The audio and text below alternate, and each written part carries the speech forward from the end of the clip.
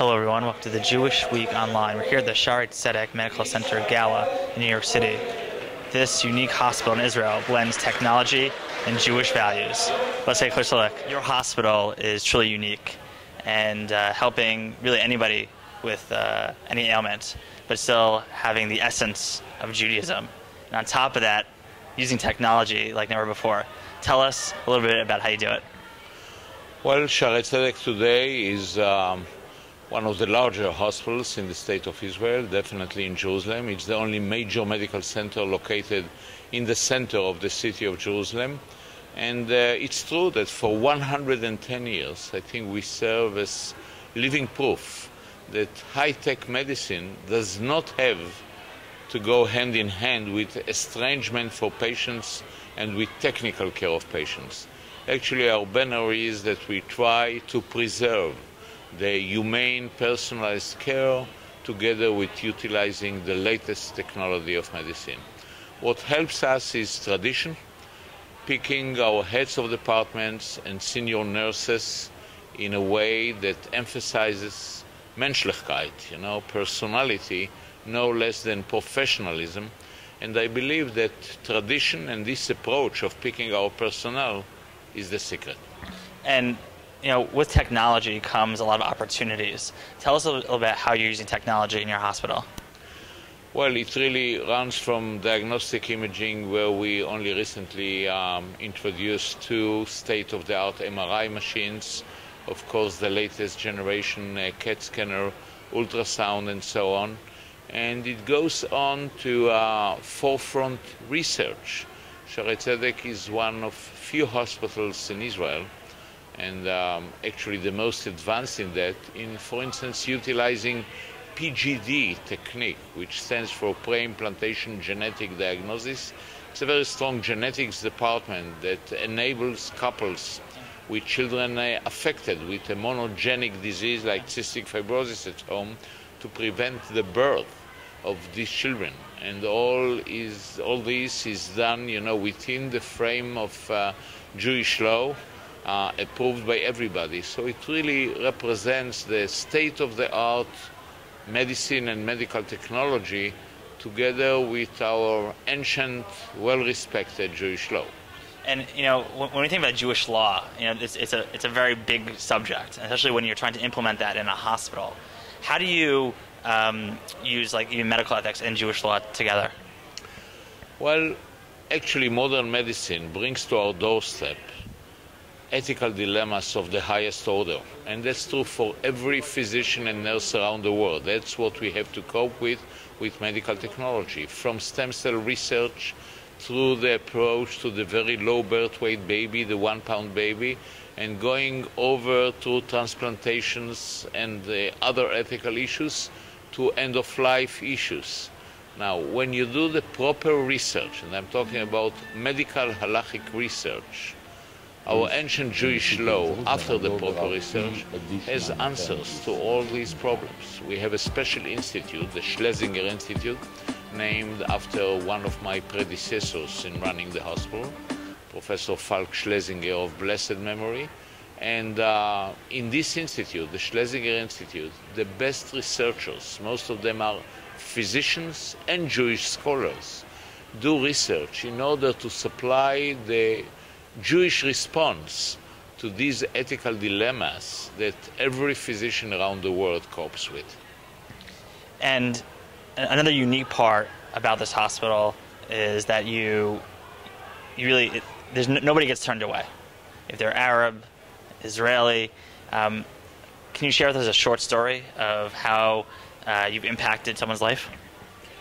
Well, we have everyday stories like that. You know that Israel has a national health insurance law, so every Israeli citizen, Jewish, Christian or Muslim, has a full coverage for a very wide basket of services. But Jerusalem is 25 minutes drive from Jericho. It's about 20 minutes drive from Bethlehem. So actually we get patients from the Palestinian Authority. There are small community hospitals in the West Bank, in Judah and Samaria, but for complicated problems they use us, they use Hadassah as well. whenever there is danger to life, we will not turn anybody away. And like hospitals in this country who cope with indigent patients, these are our indigent patients. But we believe that's the Jewish approach, not to turn away anybody. And we have everyday stories like that. Whenever you get involved in an organization, you're driven by trying to make this world a better place. Why do you get involved? So, Shaare Zedek is very dear to my heart. I come from a family, a long line of nurses. My mom was a nurse. Her sisters were nurses. My grandmother really cared when they were growing up in Morocco. She really cared about, the health of other people. And when somebody couldn't afford health care, they were always there to take care of people. And Shaare Zedek specifically, I went to Midrash Moria, which is adjacent to Shaare Zedek, and Rabbi David Applebaum, Dr. Applebaum, was one of my rebbeim, and and when he passed away, it really brought something to me that it's something that I wanted to be a part of. And I think a hospital ensures the future, like everything else, that when you are a part of something that really provides health care and provides life, there's really nothing better than that. And being like the next generation is, when you hear that, it's like next generation, like, wow, it's an important task. Right. Why do you think it's so important now for young Jews to really get involved in these type of organizations? So it's so funny because over Shabbat I was talking to somebody in my community in Atlanta, and he said to me, he goes, I think of you as the next generation, but you think of yourself as needing the next generation to come in. I was very fortunate when I moved to New York in 2002 that I made a great group of friends, and we all as a collective became the next young leaders. I think that it's something that's so important because without a continuum, without people to continue, we're going to fade out, and fade out to not to the extent that we're going to no longer be in existence, because that would never happen because we fought every battle, but the importance of Judaism and the importance of what it means, and the fact that it's not just a religion but a way of life, and that you need people who really are going to stand up for it. And I think to be the next generation, and to be the next generation of leadership, more important, really gives a sense of pride to who you are, and a sense of pride to your religion and to your community and to your friendship, and you lead by example. And I'm fortunate to be surrounded by that, and to be a part of that as well. And I wouldn't be able to do it without my friends. And we always joke when I used to live in New York, New York is the most expensive city, not because like a cab costs $15 to go 3 blocks, but because all of your friends are a part of something. So if you want them to go to your event, they come, you go to their event, they come to your event, I scratch your back, you scratch mine. But it's great because together we are the next generation, and I think it's so important that whatever our parents instilled in us, we instill, and to help continue that in people who are now in their 20s and coming out of college, because they need to understand the importance. Judaism just doesn't come to you in a silver plate.